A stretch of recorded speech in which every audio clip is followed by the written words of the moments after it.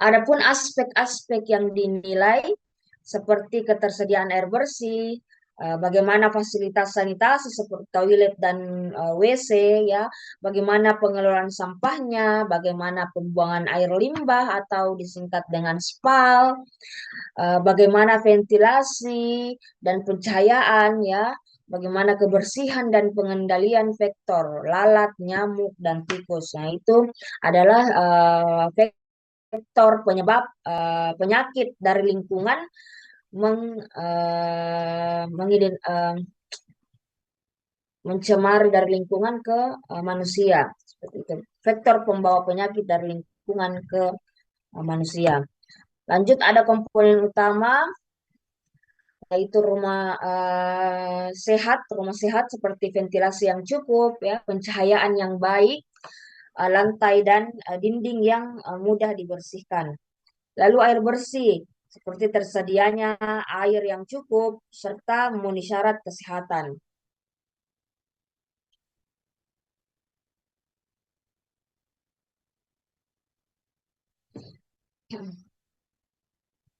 Lalu ada jamban sehat. Nah, syaratnya itu tidak mencemar sumber air, ya, serta memiliki septic tank atau penampungan, ya. Lalu ke selanjutnya pengelolaan sampah, bagaimana pemilahan sampah, pembuangan yang teratur, ya, pengolahan yang teratur seperti itu. Lalu ada drainase lingkungan. Syaratnya itu tidak tergenang serta lancar. Nah, tidak menggenang, tidak menjadi sumber berkembang biaknya penyakit seperti lalat ataupun nyamuk. Lanjut, syarat sanitasi tempat umum. Nah, seperti air bersih ya yang tersedia dalam jumlah yang cukup, lalu kualitas memenuhi standar. Kedua ada toilet. Nah, seperti syaratnya bersih dan tidak berbau, ya, tersedia air dan sabun serta jumlahnya yang cukup.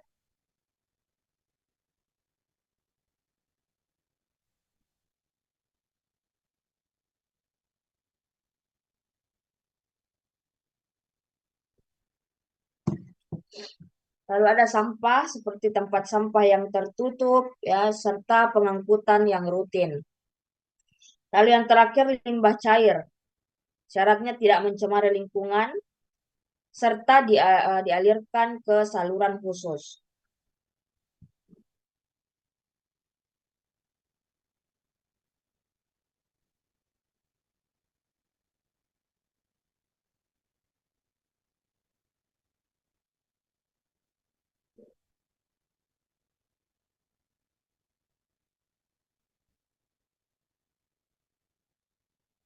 Lanjut.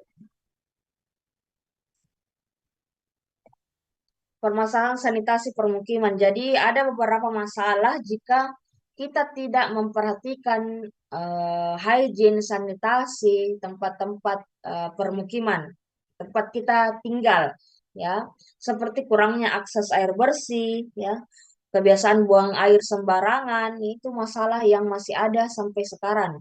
Buang air sembarangan, ya, khususnya di perkampungan seperti itu ya. Nah, lalu ada pengolahan sampah yang buruk, seperti membuang sampah sembarangan, tidak pada tempatnya, membuang ke sumber-sumber air, contohnya sungai dan lain sebagainya. Itu menjadi salah satu permasalahan yang masih ada sampai sekarang. Lalu ada drainase tidak memadai. Biasanya masih ada permukiman yang tidak belum ada drainasenya, sehingga air limbahnya mencemari tanah sekitar, menjadi sumber-sumber penyakit. Lalu ada kepadatan penduduk. Nah, kampus kita kan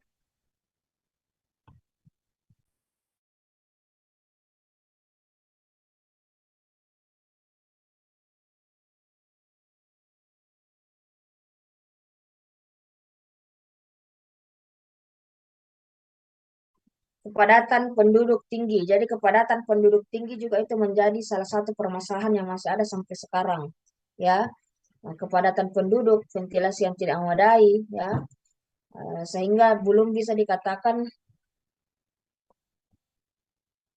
rumah sehat, ya, tidak adanya ventilasi, mungkin juga pengelolaan sampahnya yang buruk, ya, yang ini apa, petugas sampah tidak bisa menjangkau dalam pengambilan sampah, ya, karena mungkin saking padatnya permukiman tersebut, ya, sehingga mobil-mobil sampah tidak bisa menjangkau untuk dalam pengambilan sampahnya. Jadi tidak bisa rutin dalam pengelolaan sampahnya seperti itu.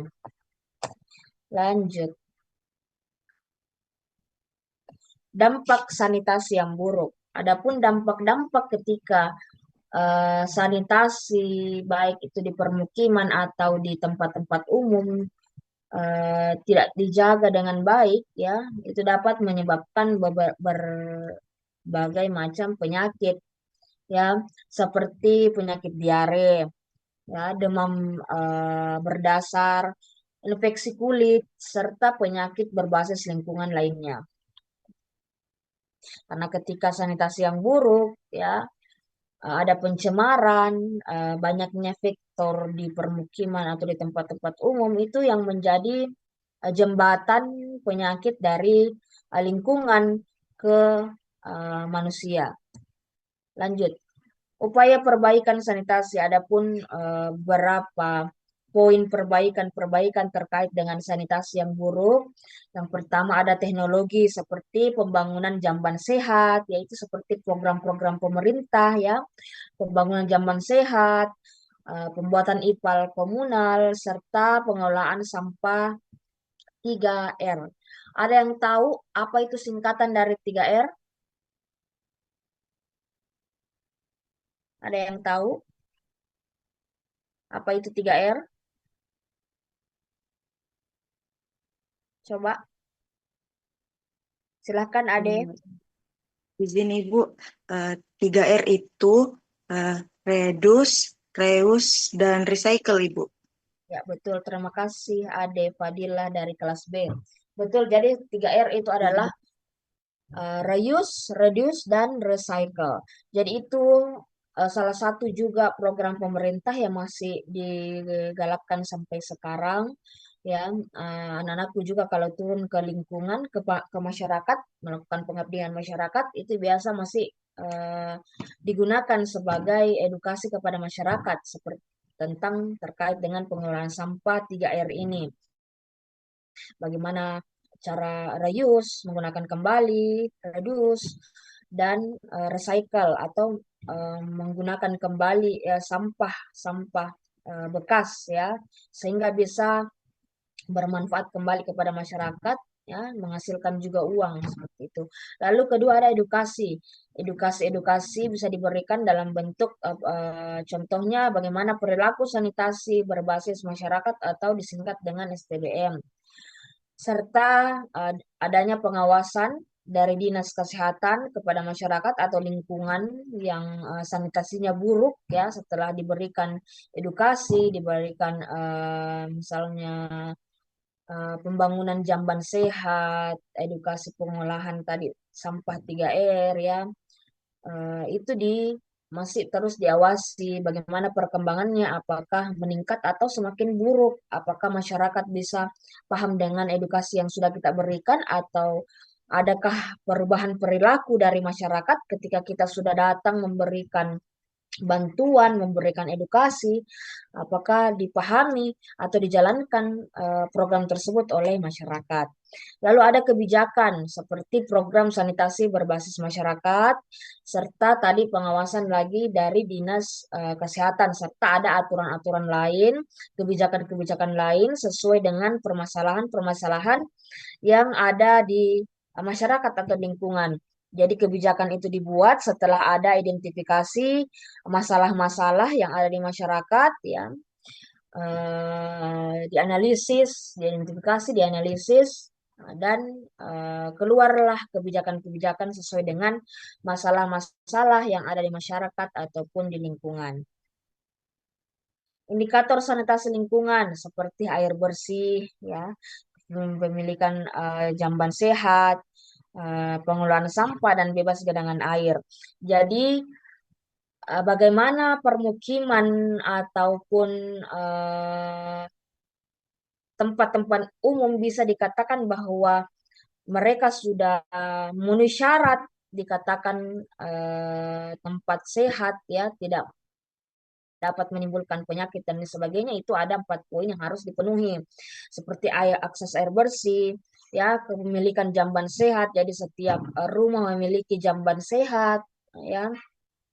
Lalu bagaimana pengelolaan sampahnya, apakah terkelola dengan baik atau eh, eh, ada pengambilan sampah dari pemerintah itu baik pengambilannya ya, tidak menimbulkan pencemaran di permukiman atau di tempat-tempat umum, serta bebas genangan air. Maksudnya itu bebas genangan air, drainasenya itu memenuhi syarat ya, tidak ada genangan-genangan air yang dapat menimbulkan eh, atau menjadi tempat berkembang biaknya vektor-vektor penyakit penyebab penyakit dari lingkungan kepada masyarakat. Kita masuk pada materi yang kedua, pertemuan kedua. Jadi saya rapel 2 materi ya. Tunggu Ibu lihat. Soalnya ini Ibu tidak lihat. Oke, kita masuk pada biomedik dan ekologi vektor. Adapun definisi bisa di screenshot ya, untuk dipelajari kembali ya. Jadi biomedik adalah suatu ilmu yang mempelajari aspek-aspek biologis dan medis yang berkaitan dengan kesehatan manusia, termasuk mekanisme penyakit, agen penyebab, serta bagaimana respon tubuh terhadap infeksi. Lalu vektor, jadi vektor adalah suatu organisme hidup yang dapat menularkan agen penyakit dari satu inang ke inang yang lainnya. Lalu ada ekologi vektor. Jadi ekologi vektor ini adalah suatu ilmu yang mempelajari hubungan antara vektor lingkungan dengan manusia serta bagaimana proses penularan penyakit dari lingkungan ke bisa sampai ke manusia dan apa penyakit yang disebabkan setiap vektor-vektor lingkungan tersebut. Nah, adapun jenis vektor penyakit, yang pertama adalah serangga. Yang pertama adalah nyamuk, ya, misalnya penularan demam berdarah, malaria oleh nyamuk Anopheles dan lain sebagainya. Lalu ada lalat, itu penyebab penyakit diare dan kutu, ya, penyebab infeksi kulit, ya. Dan hewan lain seperti tikus yang menyebabkan leptospirosis serta kecoa yang dapat mengkontaminasi makanan. Contoh vektor penyakit yang ditularkan. Ada nyamuk Aedes aegypti, penyebab demam berdarah. Ada nyamuk Anopheles, penyebab malaria. Ada culex, penyebab penyakit filariasis. Ada lalat, penyebab diare, dan tikus leptospirosis. Kalau kita di administrasi kesehatan itu cuman pelajari kulit-kulitnya saja ya. Aedes penyebab DBD, nyamuk penyebab Anopheles penyebab malaria, culex penyebab filariasis, lalat diare, tikus leptospirosis itu perlu kita ketahui. Dulu Ibu di Poltekkes itu khusus kesehatan lingkungan ya, menjurus ke kesehatan lingkungan, kita mempelajari sampai pembedahan vektor tersebut ya. Jadi kita mulai dari penangkapan, pembedahan di lab ya, identifikasi eh, identifikasi nyamuknya, jenisnya, eh, dia betina atau apa ya? Lupa, Ibu.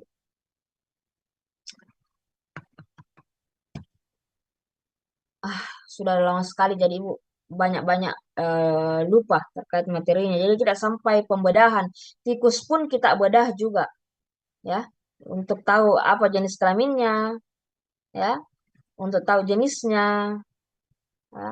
Kita tahu apa yang sudah dikonsumsi sebelumnya itu kita bedah dulu. Kita sampai ke pelaporannya, ya. Nah, dulu penangkapan nyamuk itu cuman bisa di jam-jam tertentu. Ada nyamuk yang hidup di siang hari, ada nyamuk yang hidup di malam hari, yang beraktivitas di malam hari, di siang hari. Ya, untuk penangkapannya kita biasa lakukan penangkapan itu sore hari menjelang maghrib. Nah, sampai jam 9 atau jam 10 malam kita identifikasi. Kita penangkapan nyamuk. Ya. Jadi nyamuk ditangkap, ya, dimasukkan di dalam gelas yang isinya eh, kapas dan air gula, ya. Jadi nyamuknya itu tidak boleh mati sampai besok, karena besok baru kita mau masuk lab, ya, pemeriksaan identifikasi vektor-vektor tersebut.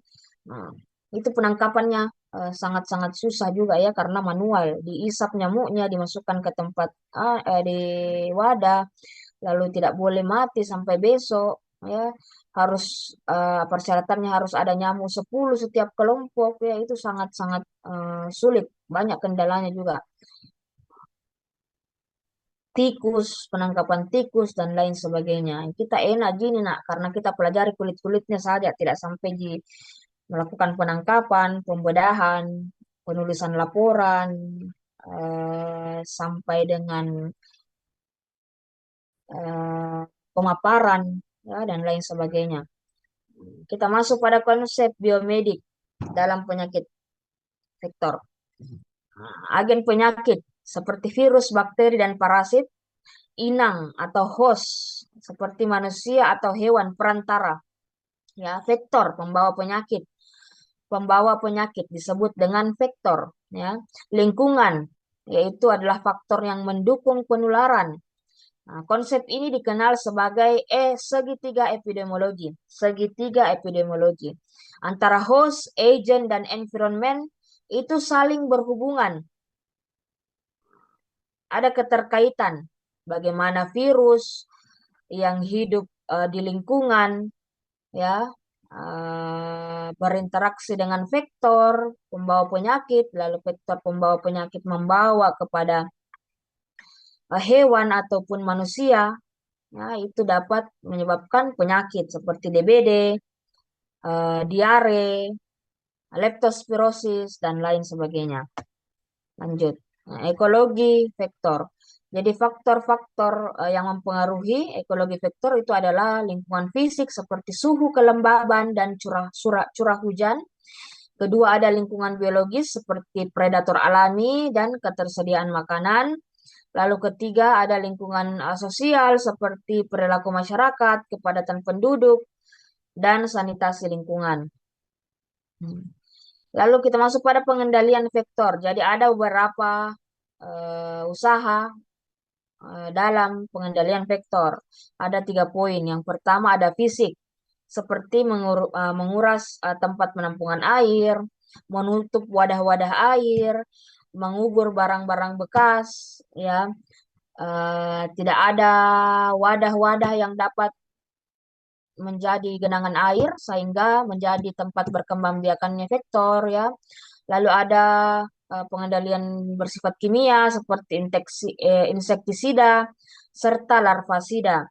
Lalu ada pengendalian secara biologis seperti ikan pemakan jentik nyamuk serta bakteri pengendali. Itu ada beberapa pengendalian vektor penyakit.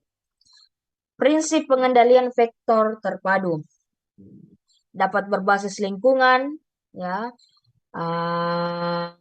harus melibatkan masyarakat, berkelanjutan, ya, tidak putus sampai di situ saja. Makanya harus ada pengawasan dari dinas terkait bagaimana keberlanjutan program-program yang mereka sudah berikan kepada masyarakat, edukasi diberikan kepada masyarakat, program-program yang diberikan kepada masyarakat, apakah putus sampai di situ saja atau berkelanjutan, bagaimana masyarakat dapat menjalankan program tersebut secara mandiri tanpa adanya dinas-dinas terkait, ya, bagaimana masyarakat bisa memanfaatkan program-program tersebut ya. Bagaimana edukasi bisa diterima dengan baik oleh masyarakat ya. Karena tugas kita itu sangat-sangat sulit, Nak. Nah, bagaimana mengubah pola pikir masyarakat, bagaimana mengubah sikap dan karakter masyarakat terkait dengan menjaga lingkungan, menjaga kesehatan, ya, bagaimana mencemari lingkungan itu semua adalah tugas kita. Bagaimana dalam pencegahan penyakit.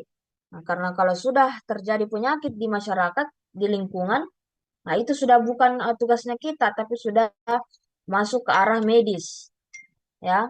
Nah, berarti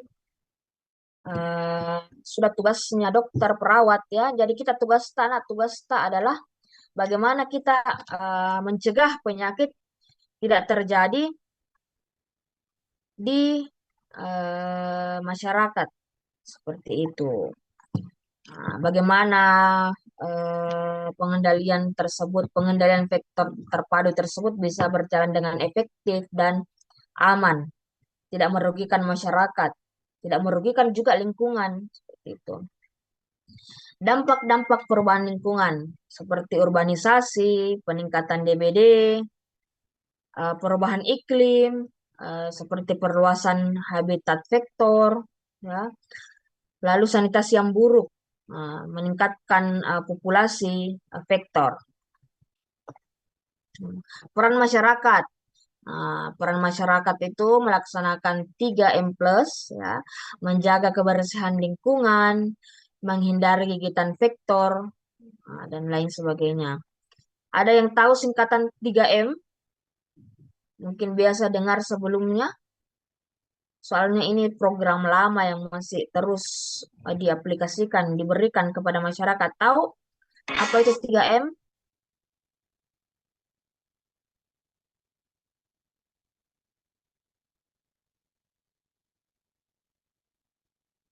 Ada yang bisa sebutkan apa itu? Izin banget Ibu. Ya, silahkan. Syakira. Jadi 3M itu menguras, menutup, dan mengubur atau mendaur ulang Ibu. Ya, terima kasih Syakira dari kelas A. Jadi 3M+ itu adalah program pemerintah yang masih diaplikasikan kepada masyarakat, diberikan kepada masyarakat sampai sekarang, seperti menguras tempat penampungan air seperti bak mandi, ya, ember, serta vas bunga secara rutin. Jadi biasa ada vas bunga itu yang bukan tanah tapi air, ya. Mungkin ada anak-anakku sekalian tahu, biasa mamanya, ibunya di rumah seperti itu ya. Jadi itu harus dikuras, itu bisa menjadi wadah atau tempat berkembang nyamuk penyebab penyakit malaria atau DBD. Jadi harus setiap beberapa minggu sekali diganti, ya, dikuras ya, sehingga tidak adanya perkembangbiakan penyakit vektor penyebab penyakit. Lalu bagaimana menutup rapat tempat penampungan air seperti drum, ya, tempat-tempat penampungan air supaya tidak ada vektor yang dapat berkembang biak. Lalu yang terakhir itu mendaur ulang atau bisa juga mengubur, ya. Jadi seperti memanfaatkan kembali eh, sampah-sampah sehingga bisa bernilai kembali, bisa juga digunakan kembali seperti sampah-sampah plastik. Biasa dibuat kembali menjadi tas-tas belanja dan lain sebagainya sehingga dapat bernilai, dapat juga berguna lagi ke masyarakat. Bagaimana juga mengubur? Mengubur itu memusnahkan barang-barang bekas, ya, mengubur sampah-sampah yang bisa menjadi tempat berkembangbiakan vektor penyakit. Plusnya itu sedikit Ibu tambahkan. Plusnya adalah suatu tindakan pencegahan tambahan seperti menggunakan obat anti nyamuk atau lotion, ya, memasang kawat kasa pada jendela atau ventilasi agar tidak ada vektor-vektor yang dapat masuk ke dalam rumah, ya. memelihara ikan pemakan jentik-jentik nyamuk, ya, menanam tanaman pengusir nyamuk, ya, memakai kelambu saat tidur, serta menghindari kebiasaan menggantung pakaian di rumah. Nah, serta yang terakhir memberikan larva sida atau bubuk abate pada penampungan air yang sulit dikuras. Itu plus. Nah, ya.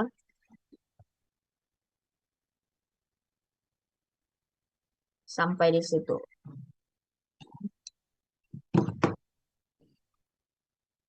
Berapa? 231.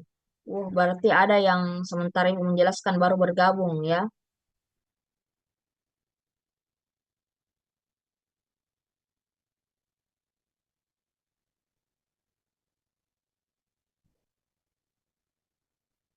Ini sebelumnya sudah pernah diskusi pembagian kelompok. Pernah sebelumnya? Pernah, Ibu. Sudah lebih suka individu atau kelompok? Individu, Ibu. Lebih suka individu. Kenapa? Kelompok, Ibu. Ada yang malas. Kelompok Ibu. Kalau aturannya Ibu bisa ditanya ke senior-senior yang sebelumnya. Kalau ada tugas kelompok dan ada yang tidak aktif, konsekuensinya yang tidak aktif dalam kelompok tersebut, Ibu buatkan kelompok kembali atau Ibu kasih tugas individu. Ya, jadi Ibu sampaikan kalau ada tugas kelompok semuanya harus aktif. Semuanya harus bekerja. Satu mau nilai, yang lain juga mau nilai, berarti harus bekerja semuanya. Oh, paham? Seperti begitu aturannya. Nah, kalau ada satu dua orang yang tidak aktif dalam satu kelompok, silahkan dilapor ke ketua tingkat sampaikan ke Ibu. Ya, tidak usah sampaikan siapa yang melapor. Ibu cuma mau tahu siapa yang tidak aktif. Ya, jadi jangan ada yang takut untuk melaporkan temannya yang tidak aktif. Ya.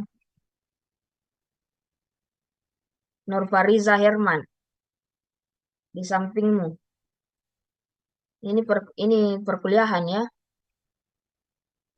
Walaupun itu online tidak ada, harus serius. Saya perhatikan semuanya. Satu kelas berapa laki-laki? Pasti lebih sedikit, ya. 3, 2. Ada yang satu. Yang satu, Ibu. Ada yang satu laki-laki dalam kelasnya saja, ya. Kelas F.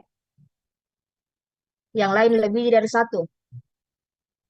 Kalau kelas A 2 Ibu. Kelas F 1, Ibu. Oke. Kelas G 1, Ibu. Nah, kita masuk ke tugas. Saya mau kamu bagi tugas kelompok. Satu kelas 3 kelompok. Setiap kelas 3 kelompok. Dibagi secara acak, ya.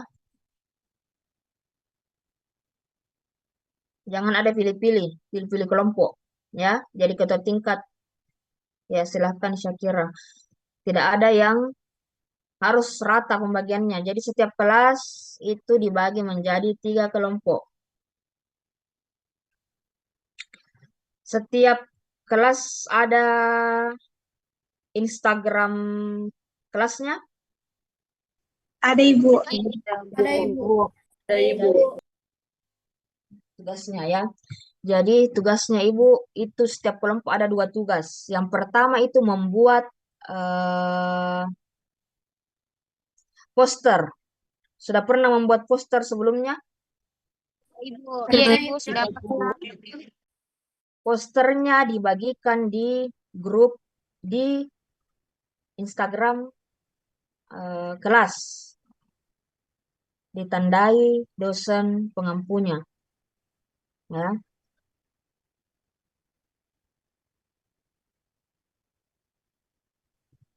Jadi setiap kelompok membuat poster dengan tema yang berbeda. Tidak boleh ada sama. Misalnya, contoh, kelompok 1 membuat poster, contohnya bagaimana pentingnya cuci tangan menggunakan sabun.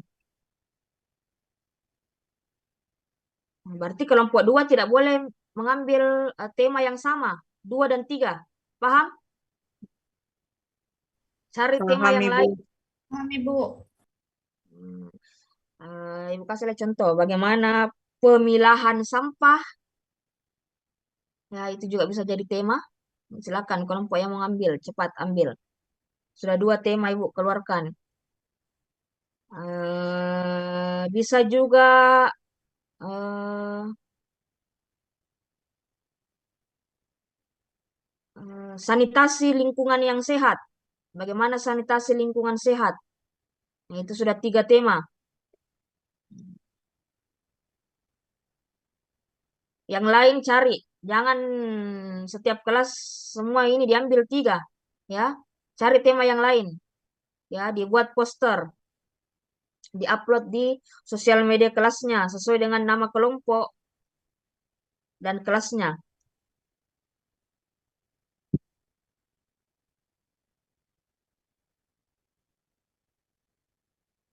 Paham? Masih ada yang ingin ditanyakan terkait poster? Permisi Bu, untuk referensi posternya itu Ibu dicantumkan di situ referensi materinya Ibu. Bisa. Di captionnya paling bawah. Baik Masih Ibu, ada? terima kasih.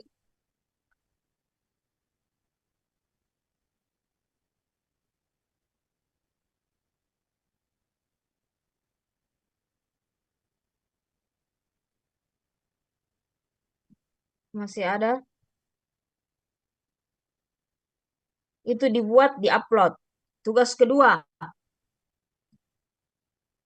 Jadi kamu kan dalam satu kelompok itu banyak ya. Jadi kamu bagi 2. Siapa yang kerja poster, siapa yang kerja tugas yang kedua. Supaya semuanya aktif bekerja. Ya, ada yang cari materi, ada yang membuat PPT, ada yang mendesain poster, mencari referensi-referensi poster, seperti itu. Tugas kedua,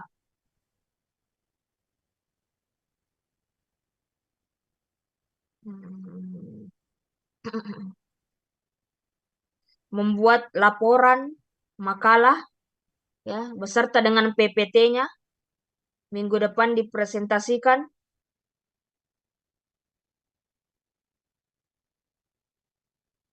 Analisis studi kasus.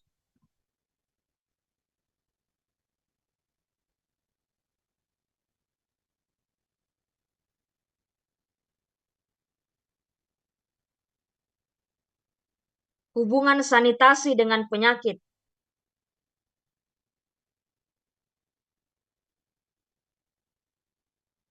Jadi setiap kelompok berbeda juga penyakitnya. Misalnya diare, DBD, tipes. Ya, tidak ada yang sama. Kelompok 1 DBD, kelompok 2 diare, kelompok 3 tipes. Seperti itu. Bisa banyak penyakit yang disebabkan oleh lingkungan ke masyarakat. Bukan cuma ketiga itu. Jadi dicari ya. Dianalisis hubungan penyakit tersebut dengan sanitasi lingkungan serta hygiene masyarakat.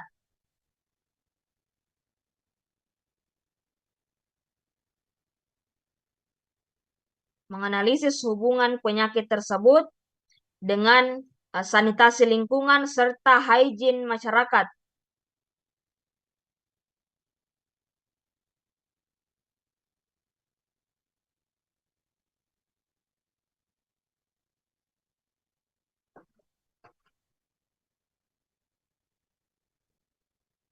Analisis hubungannya, apa penyebabnya,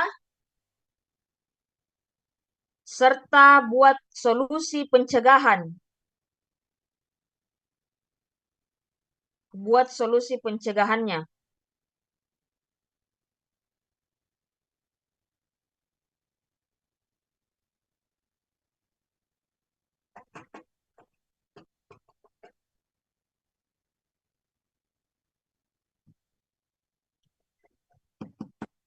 Paham?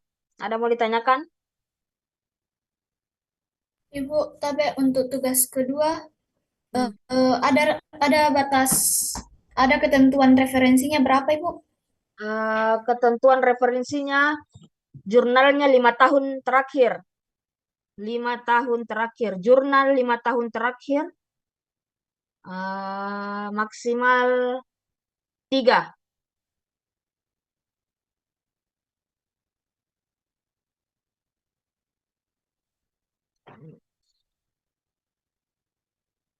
Jadi diuraikan juga lokasinya, ya, lokasi terjadinya penyakit dan masalah lingkungan tersebut, ya, apa penyebabnya, ya, apa hubungannya dengan sanitasi lingkungan dengan hygiene masyarakat, lalu berikan solusinya, apa solusi yang dapat kamu berikan,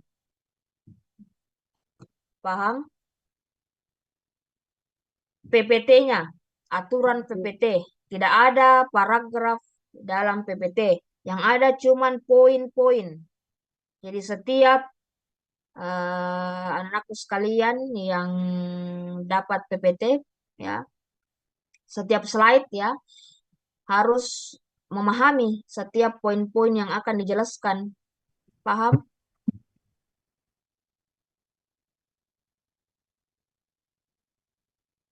Minggu depan semua kelompok sudah siap. Jadi diacak, ya. Semoga tidak ada jadwal yang bertabrakan, ya.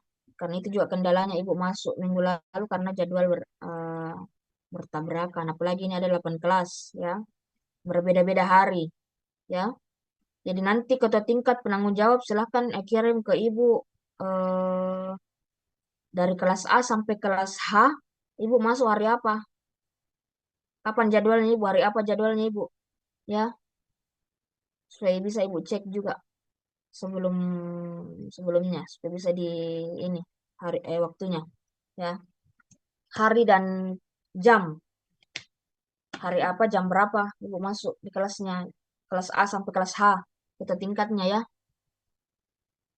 Nanti siapa yang chat Ibu itu penanggung jawab. Siapa lagi tuh ya namanya? Nanti chat Ibu semua jadwalnya kelas dari kelas A sampai kelas H, ya. Paham? Masih ada yang ingin ditanyakan terkait tugasnya? Paham, Mina? Paham, Ibu. Paham. Paham, Ya, Ibu. kalau ada yang ingin ditanyakan, silahkan ditanyakan ke ketua tingkat. Nanti ketua tingkat teruskan ke Ibu. Ya. Ibu tidak, silahkan Ade. Kenapa, Nak? Ini Bu bertanya, berarti minggu depan itu Ibu hanya mempresentasikan hasil diskusi kelompok, berarti tidak dikumpul Ji Bu di Ya, Google Drive itu Google Drive. tugasnya. Google Drive. Makalahnya dalam bentuk file saja. Tidak ada print-print, tidak ada kertas-kertas. File disatukan dalam Google Drive. Dikirim ke Ibu 1 hari sebelum kita bertemu. Baik Hamina. Ibu. Sih. Oke, masih ada mau ditanyakan?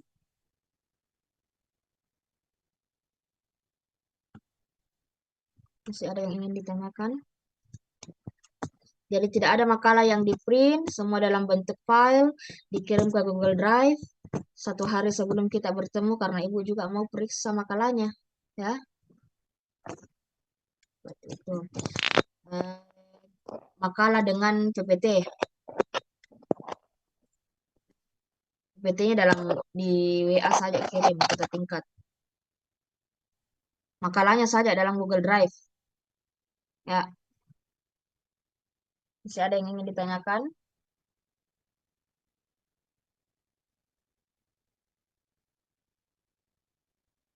Kalau masih ada, setelah pertemuan ini silahkan ditanyakan ke tingkat, nanti ke tingkat teruskan ke Ibu, ya. Mungkin itu saja, tidak ada pertanyaan. Sampai sini pertemuan kita pada hari ini. Ibu ucapkan terima kasih.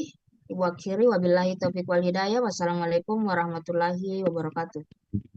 Waalaikumsalam warahmatullahi wabarakatuh. Terima kasih, Ibu. Terima kasih, Bu.